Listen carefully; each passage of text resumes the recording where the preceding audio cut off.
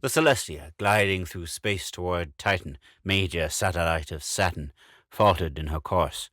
Her passengers, mostly mining engineers and their wives, stockholders, and a sprinkling of visitors, were aware of a cessation of the heavens' apparent gyrations, due to the halting of the ship's rotation on its axis. At the same time, the ship's fictitious gravity, engendered by the centrifugal force of its rotation, ceased, so that the passengers, most of whom were assembled in the main salon, which occupied the entire midship section, drifted away from the curved floor, whose contour followed that of the outer skin, to flounder in helpless confusion. A woman screamed. A rasping sound, as of metal scraping against the hull, came from one point in the circumference, and here the portholes were obscured by a dark mass that blotted out the stars. An old man, clinging to a luxuriously upholstered chair and pale with fright, cried, "It's those damn pirates! If they find out who I am, it'll break the company to ransom me."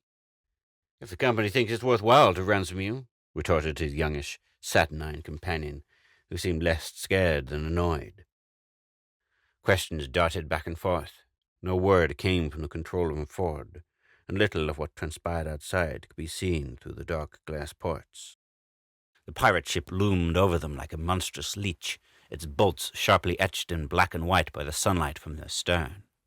Beyond that was only the velvety darkness, the absolute vacuity of space that carries no sound, refracts no light.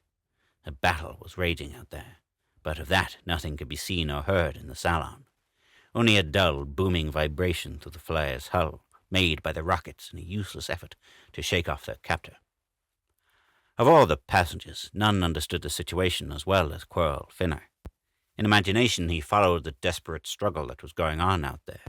For the men who were selling their lives were his companions in arms, the ship's guard, the redoubtable IFP, the Interplanetary Flying Police, who carried the law of white men to the outermost orbit of the solar system. Quirl bristled, but he maintained his pose of indifference, of the sightseeing passenger who depended blindly on the ship's crew for his own safety. In appearance, he might easily have been the pampered son of some millionaire that he impersonated. His close-fitting silken tunic of blue, with its bright yellow roll collar, the turban of fine yellow lace, the close-fitting trousers that showed his lithe yet powerfully molded legs, the thin-soled low boots, all proclaimed him the typical time-killing dandy of the times.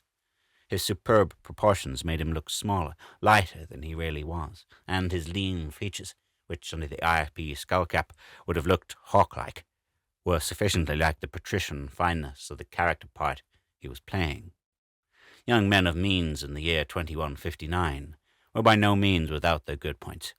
They indulged in athletic sports to counteract the softening influence of idleness, and so Quirl Finner had no misgivings about the success of his disguise. Yet he could not refrain from listening intently for every sound that penetrated the hull. His part was to be captured by the pirate who had been named the Solar Scourge by sensational newscasters, and to learn all he could, and eventually to be ransomed by a wealthy father with his priceless information. So he waited, chafing, while men he knew, men who had faced the perils of space with him, met their death. After a time there came the sudden crackling of the airtight bulkhead which separated the salon from the forward sections. Quirl knew what this meant. The pirates had succeeded in breaching a hole through the ship's skin, and the air of the forward section had rushed into space. It was sickening to think of those brave men up there, caught in the suddenly formed vacuum. Long before the bulkhead had ceased crackling, he knew they were dead, and that the pirate crew had entered, wearing vacuum suits, and was even then replenishing the air so the passengers could be taken alive. They had been in the prison hold of the pirate ship for 5 days, terrestrial time. This was nothing like the spacious quarters they had occupied before. A cross-section of their prison would have looked like a wedge with a quarter circle for its blunt end. The curved wall of the great cylindrical projectile, nearly 100 feet in diameter, was their floor, on which they could walk like flies on the inside of a wheel rim. The walls of the room, on 2 sides, converged toward the top, until they joined the sides of a well-like tunnel that ran from the nose of the ship to its tail, where the rocket nozzles were. A door pierced the tunnel side, and under this door was a metal platform, from which one could either climb into the passage or down a ladder into the hold. A pirate guard held this platform, from where he could peer over the top of a curtain which gave scant privacy to the men and women prisoners on either side of it. On the floor plates, without even the meagre comfort of the dried Martian weeds that had been given to the women, sat or lay the men. They showed their dejection, their faces covered with new growths of beard, their clothes crumpled and torn. The only furniture consisted of a long light metal table on the women's side, securely bolted to the floor. The prisoners were obliged to stand at this when eating their meals. The whole cheerless scene was coldly illuminated by a single light emanating disc just under the guard's platform. Steps echoed hollowly metallic from above. Quirl wondered if it was already time for the galley boy to bring the immense bowl of hot stew for the noon meal. It was not. It was Moby Gore, the huge and overbearing first mate of the pirates on his daily mission of inspection and prisoner baiting. Quirl crept further into his corner. It would be fatal to his plan for him to attract the attention of this petty tyrant. It was hard enough to keep away from him, to crush back the almost overwhelming desire to fly at him, fists hammering. Gore came down the ladder deliberately, pausing on the lower steps to look around with his little pig's eyes. His head was set well forward on his thick, muscular neck, so that he had to look out from under his beetling brows in a manner peculiarly ape-like. His heavy face was smooth-shaven, and his blue-black jowls and chin looked painfully smooth. His coarse black hair was brushed back and plastered firmly to his billet head. His body was heavy, but moved with deadly smoothness and precision. The customary harness which passed around his naked torso supported a double-barreled ionizing electrocution pistol, and also a short, savagely knobbed riot club. Depending from the belt at his waist were short pants which displayed the thick, hairy legs with their cable-like muscles. On his feet were thick socks, so that his toes were able to curl around the rungs of the ladder. Satisfied with his quick, darting inspection, Gore now came all the way down. At the foot of the ladder lay an elderly man in the oblivion of sleep. Gore's foot came down on the thin chest. With savage pleasure he bore down, so that the old man's startled squawk ended in a fit of coughing. Gore cuffed him aside roughly, growling, "Old Squiffer, let that learn you to sleep out of the way."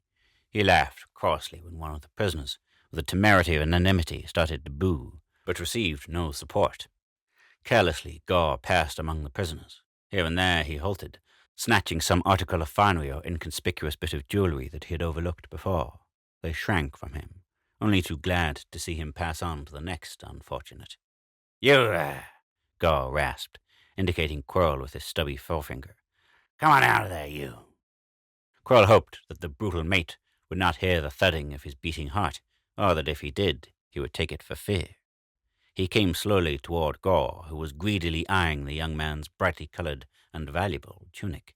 Quirl came too slowly. "What do you take me for?" Gore bellowed in unreasonable anger. He strode forward, the prisoners scattering before him. His large, knotty hand closed on Quirl's arm and jerked, with the intention of whirling this reluctant prisoner across the room. But Quirl was heavier, and his arm harder than Gore had supposed. The hand came away, and with a tearing scream like beautiful silk garment ripped off, ruined, disclosing Quirl's white and well-knit body. "You done that on purpose," Gore roared, and then his great ape's arms were around Quirl, trying to break his back. But that seemingly slight body would not bend, and as much as Gore might tug and heave, he could not force Quirl back. The little pig eyes glared, and there was death in them.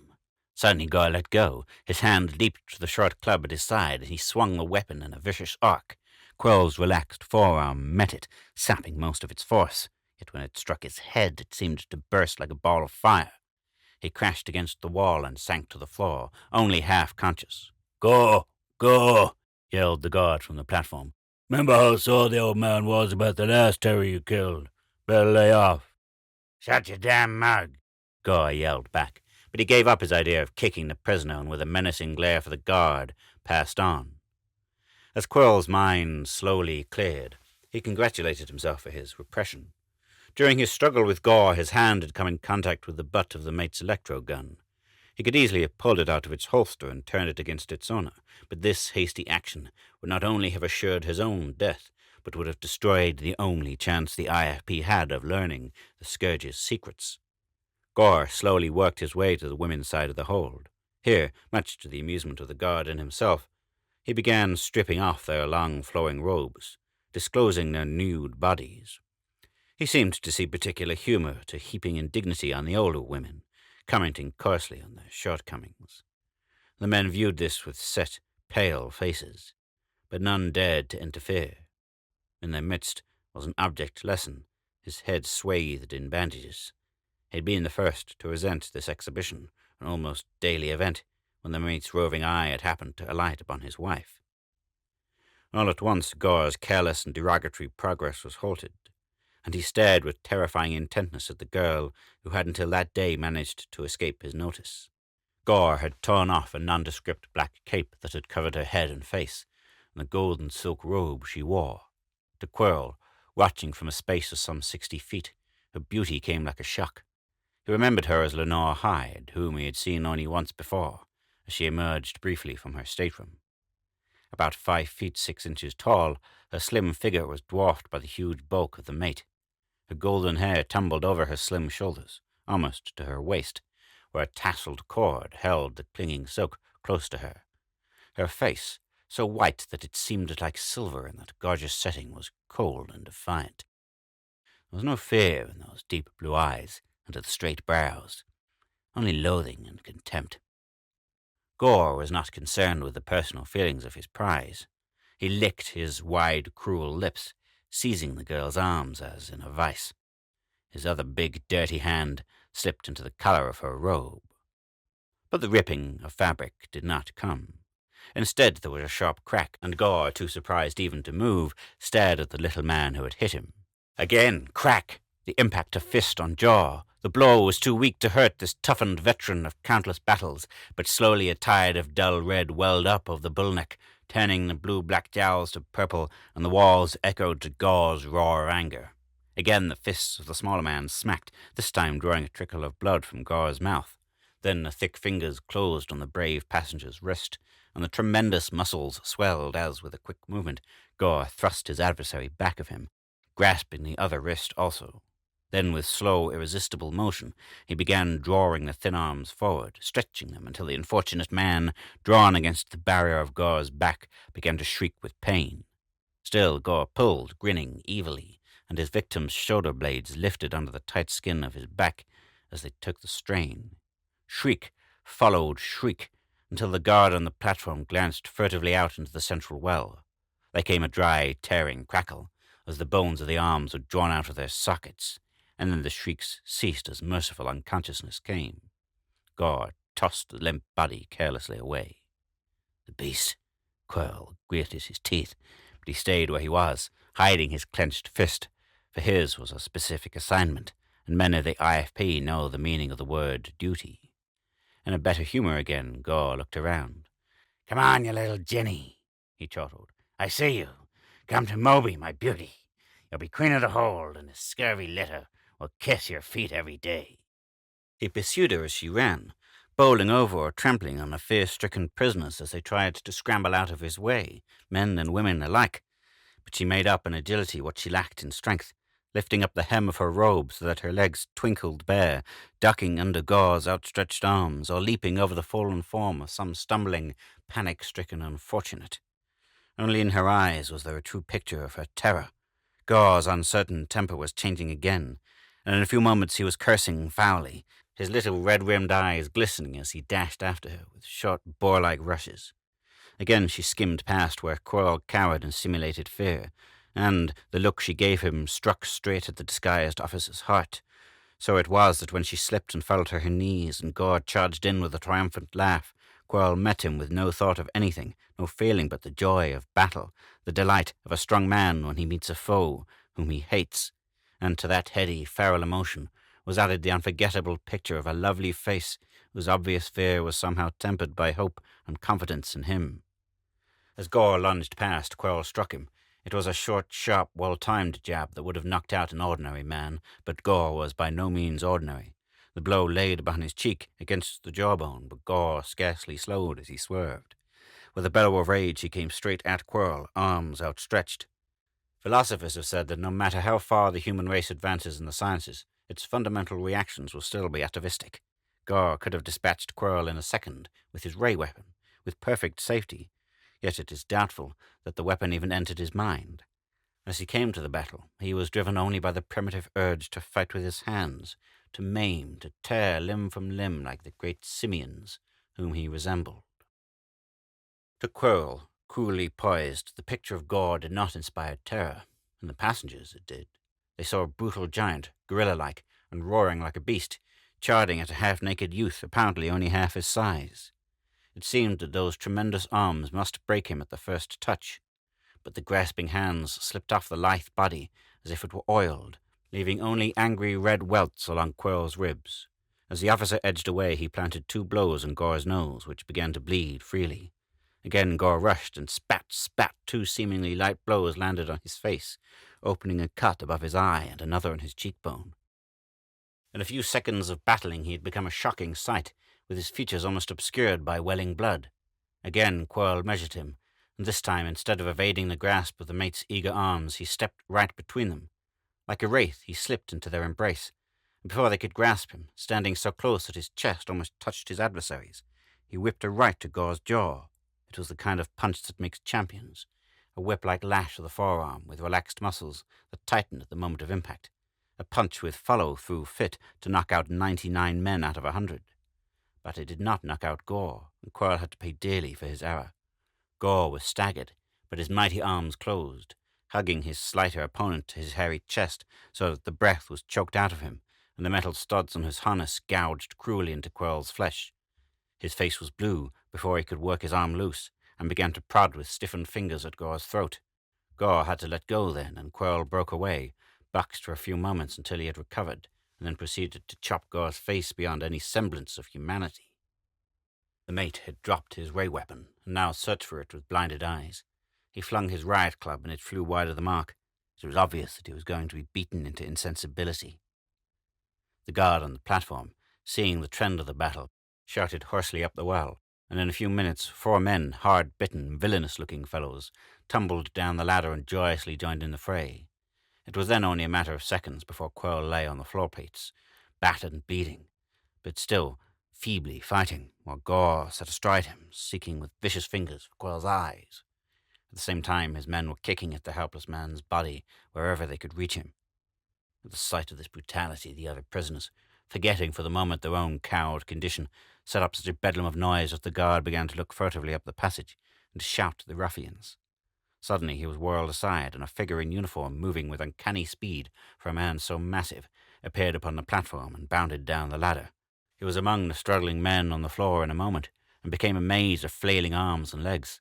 Like 10 pins the pirates scattered, and the giant pulled off the mate. Gore could not see, but as he writhed he knew he was in the grip of the pirate captain. Captain Strom's harsh ascetic face was dangerous, and his steely grey eyes compelling. The men managed slovenly salutes.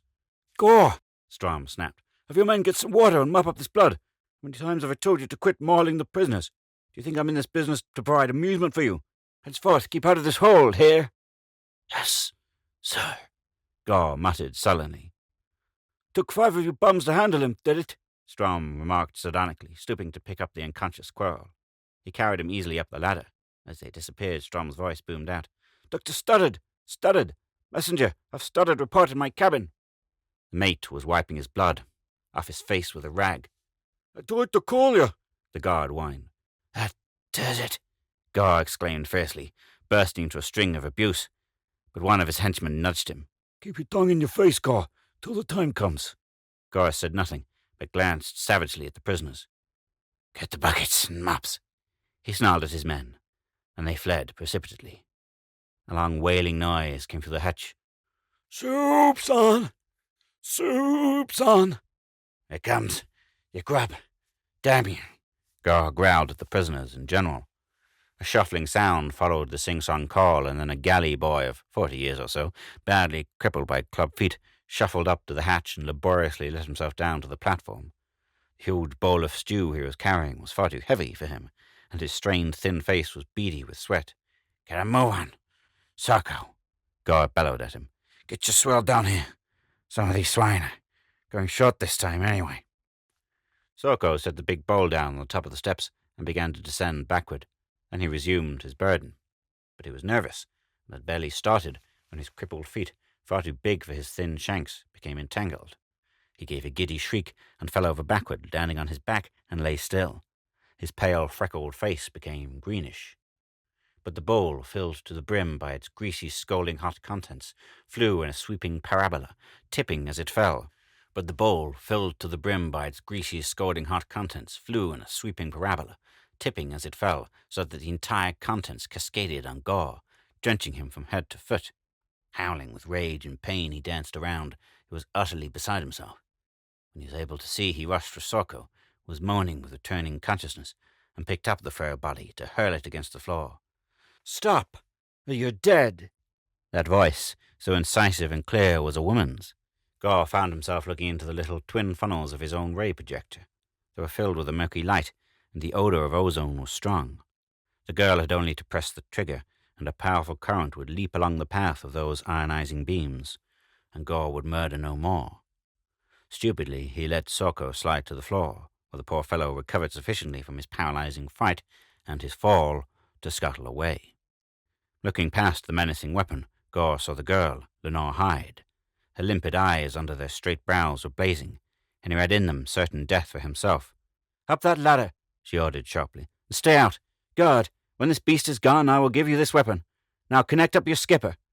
Too surprised to disobey, the guard threw the televisor switch, and in a moment Strum's stern face appeared on the screen.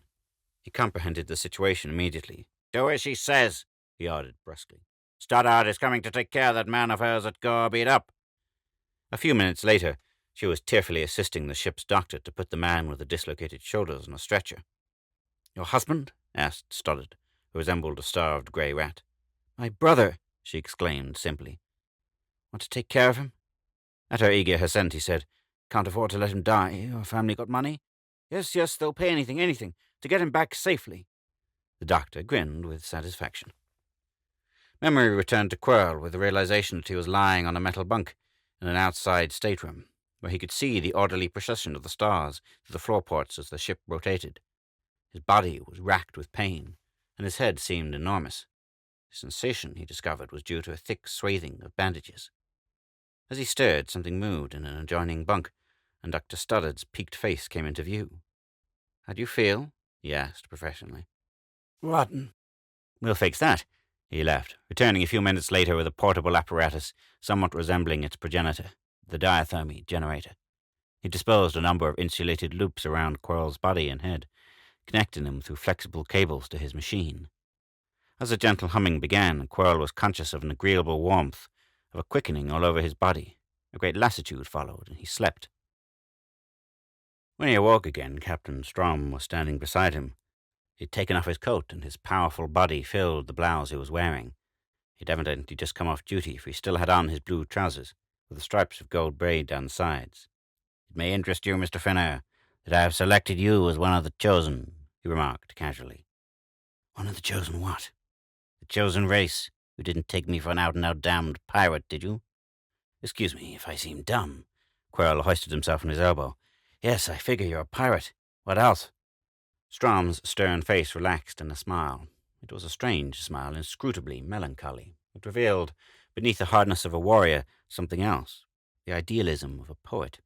When he spoke again, it was with a strange gentleness. "To attain one's end, one must make use of the many means, and sometimes to disguise one's purpose. For instance, it is perfectly proper for an officer of the IFP to disguise himself like a son of the idle rich, in order to lay the infamous scourge by the heels, isn't it?" Quirl felt himself redden, and a cold fear seemed to overwhelm him. He realized that Strum was a zealot, and he knew he would not hesitate to kill. This prompt penetration of his disguise was something he had not bargained for. "What makes you think," he asked shortly, "that I'm an IFP man?" "The fight you gave Gore and his men. Did you expect me to think that a coupon clipper could have done that? I know the way of—" He checked himself. Quirl said, "My people have money. I don't know what you mean about—" "Oh, yes, you do," Strum interrupted. "If you were what you claimed to be, perhaps I would let you go for the ransom, though you took my eye from the first." "The ransom will be paid." "It will not. You will be one of those who do not return." There's only one price I will accept for you. Yes, what is that? The formula of the new etheric ray. I don't know the IFP secrets, I told you that. You know how to operate the ray. All its men do. I want you to tell me what you know. I can deduce the rest. Quirl thought rapidly. Strum was right. The IFP developed a new ray that was far superior to the ionizer ray, for the latter required an atmosphere of some kind for its operation, while the new one would work equally well in a vacuum. I never heard of any, he lied stubbornly. Anyway, what do you want a ray for? Your guns, with no gravity to interfere, and nowhere to stop the bullets, have just about unlimited range, haven't they? Spoken like a soldier. Again, Strum permitted himself a brief triumphant smile. And we have the further advantage of invisibility. The ship is surrounded by a net of wires that create a field of force which bend light rays around us. That explains why your men have never caught us. But to get back to our subject, I will tell you something. Do you know who I am? Quirl looked at him. Strum appeared to be at least 60 years old, but the fine erect figure, the rugged features told nothing. Did you ever hear of Lieutenant Burrows? Strum asked casually. Burrows? The man without a planet? Quirl ejaculated. Are you Burrows the traitor? Immediately he regretted his heedlessness. Strum's face darkened in anger, and for a moment the pirate captain did not reply. When he did, he was a little calmer. Traitor, they called me, he exclaimed vehemently. I, a traitor, the most loyal man in the solar system, God, surrounded by rottenness and intrigue. But you wouldn't know.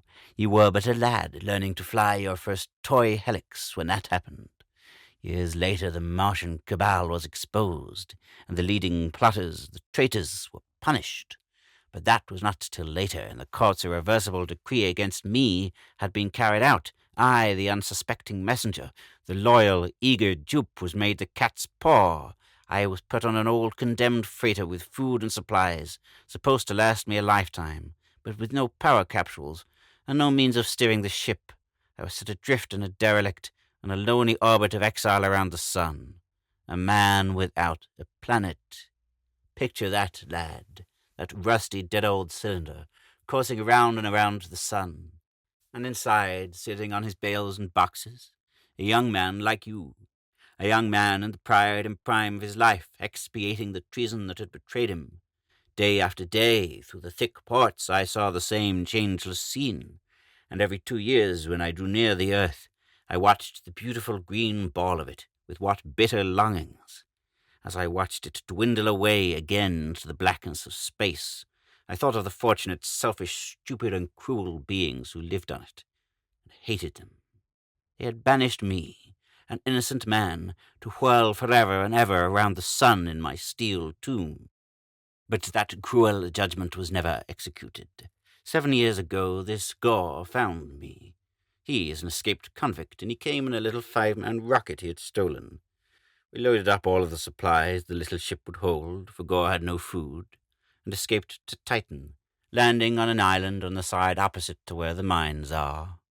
Gore wanted to become a pirate, and as he could get men, I consented. He scraped them up, fugitives from justice, every one of them.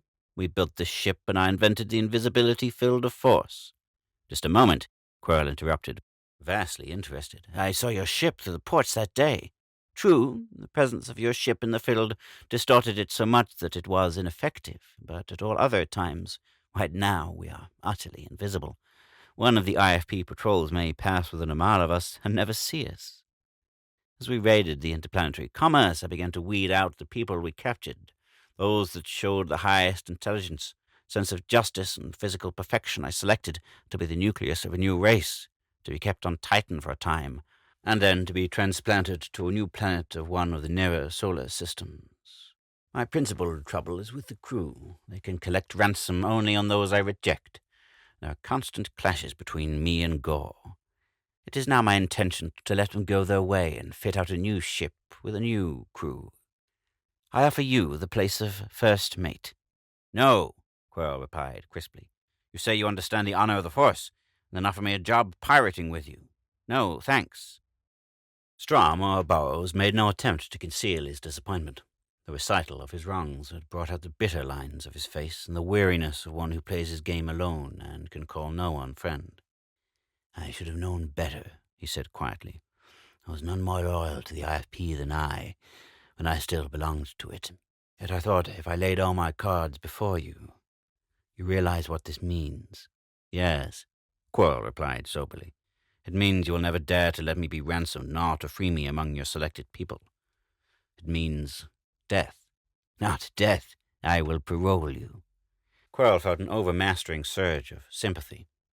He saw this pirate as later historians have come to see him, a man of lofty and noble purpose, who was made the victim of a shrewder, meaner minds in the most despicable interplanetary imbroglio ever to disgrace a solar system.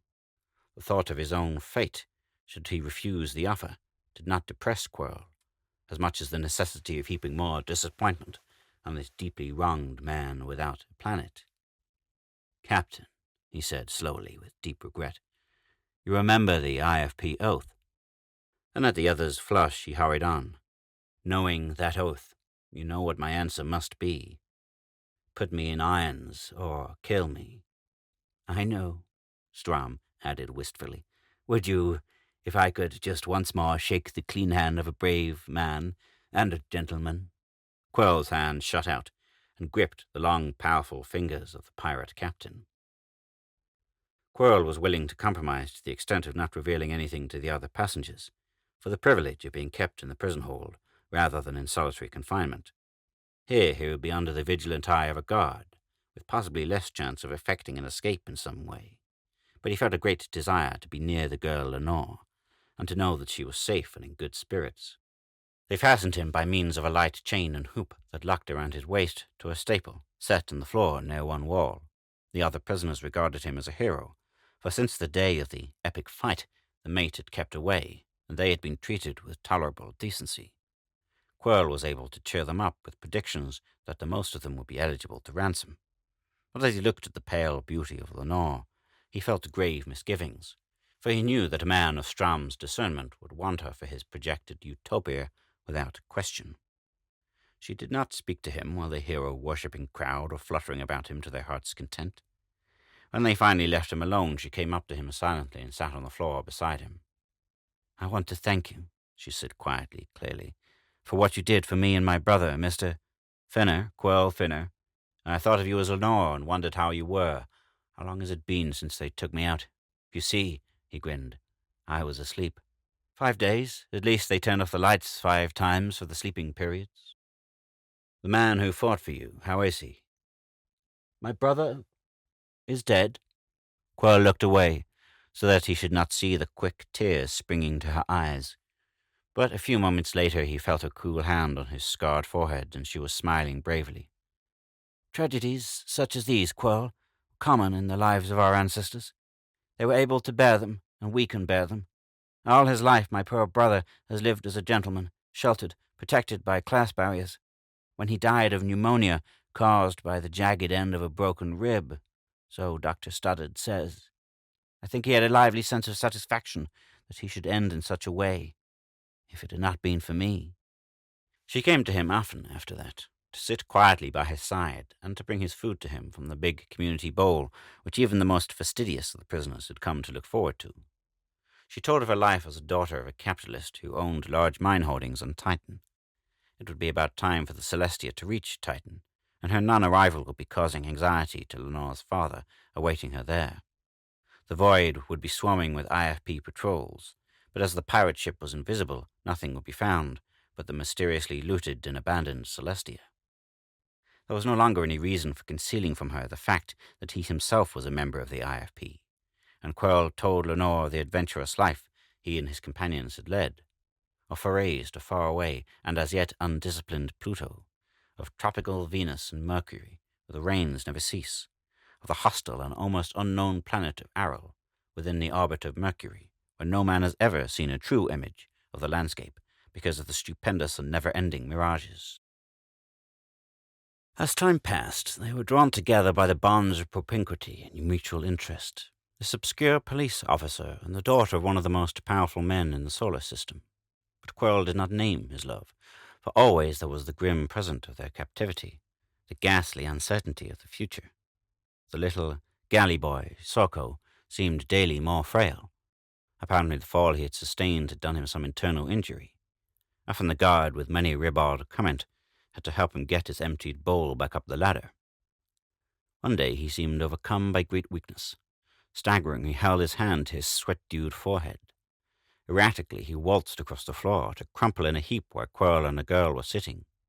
Moved by compassion, Lenore composed his body in a more comfortable position, and with a bit of handkerchief moistened the pirate's wrinkled, old, young face with some of Quirl's drinking water. The guard looked on indifferently. "Guard!" Quirl shouted. "He's going to die! Come and take him to the lazarette." "Says you," returned the guard callously. "Me, I stay on post till relieved. Sarko'll be all right. He's been throwing them fits right regular." Sorko's lips moved feebly, and Lenore bent down to catch his words. They were barely audible. "I'm all right, lady. You done me a good turn when you made Gore put me down, and I'm doing you one now. I wouldn't do this for no one else," he gasped. "Water!" Lenore exclaimed sharply, and Quirl handed her the rest of his cup. "Ain't water he wants," the amused guard observed. "The blight is playing for a good chew of merclite." Merclite was a highly stimulating gum. It was prohibited by interplanetary proclamation, but was always obtainable through the surreptitious channels of a highly profitable traffic. "I ain't as bad as I'm making out," Sarko whispered. "Got to do it to tell you this, 'cause you was square with me. Gore is fixing to have a mutiny. Kill Captain. Kill all these dubs here. This guy on, too. He wants to take you for his—" The weazened little face twisted in unwanted shy delicacy. "Take him for him, pretty lady. I don't want him to. I'm not a bad fella." "What the hell, Socko?" the puzzled guard exclaimed over the delay. "You bandy-legged rat. Get up there, or I'll give you a jolt." Lenore looked up indignant. "You heartless wretch! Would you let this man—" "Coming!" Sorko scrambled to his feet, shuffling to the table where he retrieved his bowl. Quirl and Lenore watched his painful progress up the ladder until at last he disappeared into the passage. "Quirl," she murmured, as a hand sought his. "Take this." He felt a small bit of metal and looked at it cautiously, saw that it had a rough key filed out of a piece of flat metal. "The key to that hoop around your waist. He copied it from one the captain has, I suppose." His hopes high all at once, Quirl sought the compact little lock in the small of his back. It took a long time to get the key in, and then it would not turn. It had been unskillfully made, and was probably not a true reproduction. Nevertheless, by constant effort, he succeeded at last in turning it, and was rewarded by hearing a faint click. He tested the hoop, felt it slip, and knew that any time he chose he could free himself. "Lenore, dear," he told her, "go off with the other women now. We must do nothing to make the guard suspicious. We don't know when this mutiny is to come off, but we are close to Saturn now. It can't be long. Go now." "Goodbye, dear. Be careful." It seemed an eternity until the emanation disk became dim and went out, and the prisoners made sleepy sounds. A relief guard took station, and the ship became silent, so that one could hear the rumbling of the propelling rockets. As there were no ports in this hold, there was no light whatever, except the faint glow that came from the central passage above the platform. Against this the pirate was outlined as he sat on his stool. As Quirl's eyes became accustomed to the darkness, he could see the play of faint highlights on his muscular torso, and so he waited. He thought over the situation. The safest and easiest course would be to create such a disturbance that Captain Strum would be attracted to the scene. This would probably not involve anything more than a severe beating for himself, and he would then find opportunity to acquaint Strum with the projected mutiny somehow. That Strum would know how to deal with it, he never doubted. Lenore might then still be forcibly impressed as a citizen of Strom's new planet, but at least she would not be exposed to the infinitely worse fate of becoming the plaything of Gore and his villainous crew. The flaw of this plan was that Quirl himself would still be under practical sentence of death. Strum would not let his gratitude carry him so far as to release a man who knew as much as Quirl did, and who would not promise to keep his secrets. The preferable, though far more dangerous course, was to strike before the mutineers could. Quirl knew something about the structure of the ship. It was built around the tubular passage, and every hold or group of rooms opened on this well, from the bow where the navigators were to the stern where the rockets were located. Somewhere there would be a generating room where the invisibility field was being produced. If he could find this and wreck the generators, one of the IFP ships with which this part of space doubtless swarmed would sight them. And after that, everything was in the hands of fate. Quirl nervously waited for the guard to nod. At any moment, he expected to hear a hellish bedlam break loose, the beginning of the mutiny, and the guard seemed alert. There was nothing to do but take a chance. Quirl sighed as if he were turning in his sleep, so that the click of the released chain would not seem out of place. The guard did not stir. Slowly, very slowly, Quirl crept across the floor. He had been robbed of all his clothing except his torn silk trousers, and his boots were gone, so he was able to move as quietly as a cat. With tense silence, he ascended the ladder, praying that his weight would not send up a warning vibration. But his luck held. He was nearly at the top before it broke. Take him off! Take him off! It was an eerie, strangled shriek from one of the male prisoners in the throes of a nightmare. With a startled curse, the guard thudded to his feet, peered tensely into the darkness, his weapon sending twin milky beams of powerful ionizing ray toward the source of the sound. The dreamer had awakened, still gasping in the grip of fear, and other disturbed sleepers were grumbling. "Better go easy, you fools," the pirate warned them. "You just unlocked that I didn't let loose a couple bolts on you. Got a good notion to do it anyway." He played the dangerous little spots of light around, amused as the prisoners scrambled for safety, but with no real intention of releasing the deadly electrical charge along the paths provided for it. This cruel pleasure cost him his life. As he turned his back, Quirl leaped. His iron-hard forearm rose and fell, and the edge of his hand came down on the back of the pirate's thick neck. There was a muffled crack, and he slumped to the platform grating. Quickly, the officer stripped off the man's harness and buckled it around his own naked chest. The electro-gun had been uninjured, and hooked to the belt was also the riot club, a truly appalling thing at close quarters. Quirl carried the body down, laid it prone in the corner he had occupied, snapped on the waistlock, and threw a ragged old blanket over the hairy legs. In the forthcoming disturbance, if anyone looked in, he would think the inert form a sleeping prisoner, and that the guard had deserted post. Quirl had feared an outbreak among the prisoners, but they were so apathetic that they paid little attention. Perhaps they thought it was Quirl who had been killed, and he did not dare even a whispered farewell to the girl he knew was watching somewhere in the darkness. Much to Quirl's delight, the long tubular passage was deserted. Here the centrifugal gravity was less than it had been in the hold. A weird place, this central tube, where every direction was down, and a man could walk on his ceiling, his floor, his walls with equal facility. No top nor bottom, just a long, smooth tube, with numerous enigmatic doors leading to... where? At least it was easy to tell where the bow of the ship was. A light shone through a transom over the door to the navigating room. Should he try to hold up the navigating officer? He decided against that. There would be at least 3 men in there, and it was the custom to keep those quarters locked. If only I knew where to generate the invisibility field, he muttered, as he stood irresolute. Opportunity came at that moment. A crack of light appeared along the passage. A door was opening there. A moment later a head and shoulders showed. Someone was climbing up. Swiftly the officer ran to the place. The pirate did not even suspect anything wrong until he felt the spots of milky light on his face. He showed his terror plainly. "Get up!" Quirl hissed. The man obeyed with alacrity.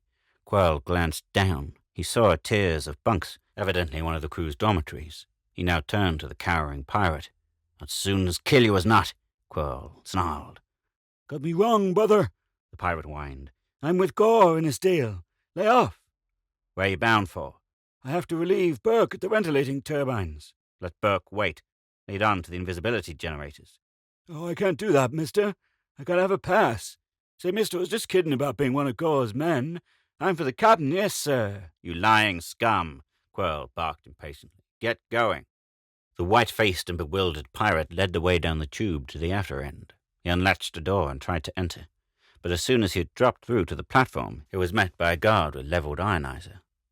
"This, gentlemen," he started to explain, but Quirl dropped after him and gave him a powerful shove so that he crashed into the guard.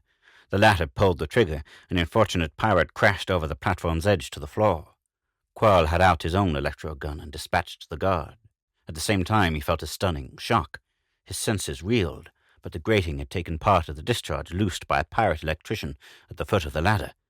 Quirl threw his riot club and followed it up with another lightning bolt. He was then the only living person in the room, in which 2 generators hummed softly. Connected to them was a bank of U-shaped tubes, each as tall as a man, which were filled with silent, livid fire. Quirl picked up a wrench and started hammering the thick tubes until the glass cracked. Each time he was engulfed by a wave of heat, and the tube became black. The great generators idled and automatically came to a stop. Quirl was certain now that the pirate ship would be visible, but the position of the captives was still desperate. He hoped that none of the surviving pirates would think of calling at the generator room, or finding out in some other way that they were now visible in the eternal day of space. Quietly he climbed back to the passage and closed the hatch. He cast about for his next move. He was looking toward the bow, but on hearing the subdued clink of metal on metal, he turned. A dozen of the pirates were coming toward him. It would have been useless to draw his weapon. Theirs were out, and could have burned him to a crisp before he could move. Silently and with deadliness apparent in every move, they approached him. Hope they try to capture me alive, he thought. What a dogfight that'll be. Now they were nearly up to him. "Come along, you fool!" barked the leader of the group as they were all around him. "Sapheads like you will give the whole game away." Quirl could have laughed. This was evidently part of the mutineers' crew, bent on the errand of murder. In the dim light, they had taken him for one of their number. He went with them meekly. "Unlocked," the leader, whom Quirl had not seen before, exclaimed with satisfaction. He pulled the hatch open softly, and the hinges had been oiled. Quietly as panthers, they descended the ladder. They stood at the bottom.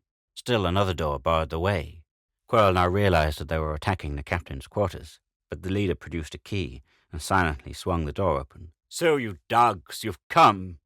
Like an infuriated bull, Captain Strum charged them, a riot club in each hand. He could have killed them all with a ray, but he chose to vent in physical action his consuming anger at their treachery, which he had in some way anticipated. 3 or 4 went sprawling under his mighty blows. The others sought shelter behind tables and chests, and began stabbing at him with their electro guns. Electricity crackled, and the air became pungent with ozone. A pair of the twin rays struck the captain's gold braid, and he went down. With a triumphant yell, a man dashed at him, murderous club upraised, but Quirl was faster, and the pirate fell dead with a crushed skull. Strum was up again, fighting beside Quirl. The pirates remaining fell under their furious blows, and the two dashed out. Strum said nothing, and Quirl was not sure that he had been recognized. The captain charged straight for the navigating bow. Here, unless he should be attacked by the IFP, he could still control the situation. He was perhaps still ignorant of the ship's visibility. But Quirl made for the prisoner's hold. They would be covering there, probably in darkness, not knowing what was going on. It was his intention to rally them, provide them with the weapons of the fallen pirates, and so be in a position to advantageously make terms with whoever was victorious in this battle. He saw as he approached that the light was on. He was hardly a dozen feet away when the door was darkened. Quirl did not have to hear her cry to know that Gore had Lenore. Running with remarkable speed, the mate carried his prize toward the outer end of the tube. A hatch stood open there, and he dropped through, slamming it after him. Quirl picked up a bar that someone had dropped. It was but a matter of moments to break the lock and pull open the hatch. The hold was lighted and empty. In its middle, holding the helpless Lenore, stood Gore, the electro-gun in his hand, covering the platform. "Boy Scout to the rescue again!" Gore sneered. He was even more repulsive than before, with the marks Quirl had left on him in the last battle. But he was fearless and utterly reckless. "Well, my lad, I know when I'm done, and when a fellow's done, he don't care what happens, so here's the lay. When I get out of here, I'll be dead, and she'll be dead. Oh, you'll wish she was. Get it? She'll be killed too, if you jolt me. The shock will pass to her, and the first man-jack who crosses that grating will get his from me. Now then, go ahead and pull. Gonna kill us both. I'll leave her to me." He laughed, defiantly, like one who counts himself already dead. Quirl tentatively placed one foot on the platform. Instantly, a fat spark jumped from the metal to his foot and sent him sprawling into the tube. He saw Strum coming toward him. He had killed his enemies in the control room and was now on the hunt for more. "Thanks for what you did," he grunted. As a forlorn hope, Quirl explained the situation. Strum smiled a rare smile. "That's all right," he said mildly. "Quirl, you're a square man, and I'd rather do something for a square enemy than a false friend. Oh, I can do it cheaply. The jig's up for me anyway." Quickly he dropped through the door and launched himself. Gore saw him coming, and Strum's body shuddered as the bolt struck squarely. He was dead when he hit, but his great weight knocked Gore down. Quirl had time to jump after him, knocking the wind out of Gore before he could rise. Lenore picked up Gore's weapon, but dared not use it for fear of injuring her lover. as the two fighting men circled warily, seeking openings in this battle that must be fatal to one of them. They did not see the slight shadowy figure that dropped down to them. There was a flush, and Gore slumped, a knife in his back. "I done it! I done it for him!" chattered Socko. "Dirty, lousy!" "Come, Lenore, let's get up to the bow before the pirates think of it." They dashed up the ladder. Some more of the discs were out, and it was nearly dark. 3 sinewy forms pounced on Quirl the moment he entered the passage. The girl, too, was caught, though she fought and bit. "Lights! Let's have some lights!" commanded an authoritative voice. "Coming, sir!" came a faraway answer. The passage became bright, and Quirl looked into the faces of his captors in the uniforms of the IFP. "Got you, you dirty pirate!" gloated the husky young man on his chest. "Mike!" Quirl gasped. "Don't you know me? How'd you get here?" "Doggone, Finner! Let go his legs, you eggs!" "Drilled you," he added. "Glommed our magnets on the navigating bow. Expected a fight, but some big guy let us through an airlock. Well, he done plenty of scrapping, or the clothes torn off him. 6 dead pirates in there. Who is he?" Quirl thought of the stiffening body of Lieutenant Burrows, alias Captain Strum, who had just purchased his life and that of Lenore at the cost of his own. Was his undeserved shame now to follow him to his grave? Quirl was no lawyer, and he decided not to take any chances with the law's mercy. He said, "I don't know his name, a prisoner from some other ship. He was very homesick for Earth, and I'll see he gets a decent grave on Earth. He died to save me. As for the lady," he added, "let her go. She is a captive, and anyway I think she is the future Mrs. Quirl Finner." She smiled, and the men of the force looked somewhat enviously at Quirl. "Say," Quirl said, taking Lenore's hand and anxious to be rid of them, "if we find a little monkey-faced guy down in that hold, go easy with him. He's a good man, too, and I'm going to recommend his pardon."